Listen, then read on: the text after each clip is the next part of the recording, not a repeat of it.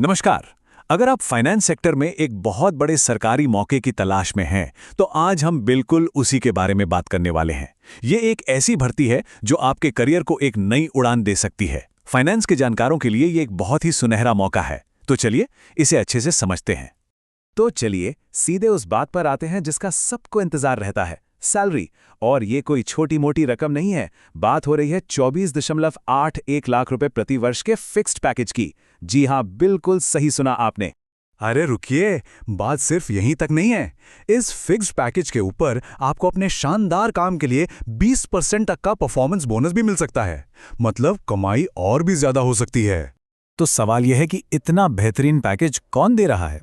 ये मौका मिला है भारत के एक बहुत ही प्रतिष्ठित संस्थान में, यानी national bank for financing infrastructure and development, जिसे हम शॉर्ट में नाफेड कहते हैं। और पोस्ट है सीनियर एनालिस्ट की।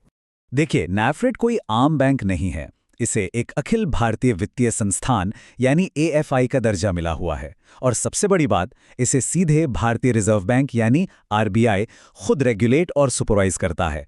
इससे आप अंदाजा लगा सकते हैं कि ये कितनी बड़ी और प्रतिष्ठित जगह है।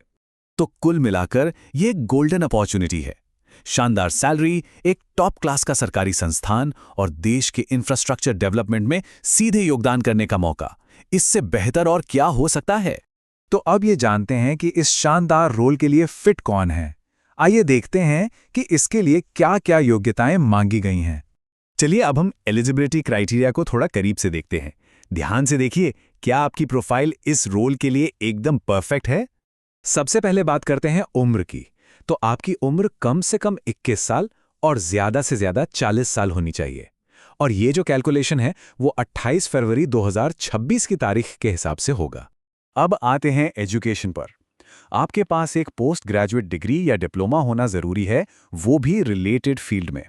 और एक बात का खास ध्यान रखना है कि आपकी सारी क्वालिफिकेशन किसी मान्यता प्राप्त संस्थान से फुल टाइम होनी चाहिए। एक्सपीरियंस ये यहाँ बहुत मैटर करता है। सभी पोस्ट्स के लिए कम से कम 4 साल का पोस्ट क्वालिफिकेशन एक्सपीरियंस होना ही चाहिए। तो ये अनुभवी प्रोफेशनल्स के लिए एक जबरदस्त मौका है। चलिए अब जरा नजर डालते हैं कि यहाँ पर कौन कौन सी अलग अलग भूमिकाएं हैं जिनके लिए आप अप्लाई कर सकते हैं। जैसा कि आप यहाँ देख सकते हैं, कुल 25 वैकेंसीज हैं।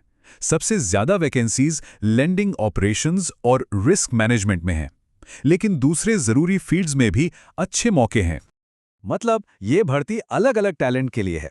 चाहे आपकी स्पेशलाइजेशन प्रोजेक्ट फाइनेंस में हो, क्रेडिट रिस्क में, आईटी में या फिर एचआर में, आपके लिए यहाँ एक मौका हो सकता है। तो अब सबसे बड़े सवाल पर आते हैं, आप इस मौके का फायदा कैसे उठा सकते हैं? आइए जरा एप्लीकेशन और सिलेक्शन प्रोसेस को समझते हैं। सिलेक्शन का जो प्रोसेस है वो काफ़ी सीधा साधा है।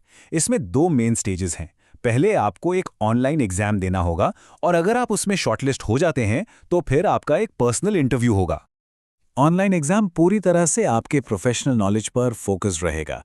आपको 60 मिनट यानी 1 घंटे में 50 सवाल करने होंगे, जिनके टोटल 100 मार्क्स होंगे।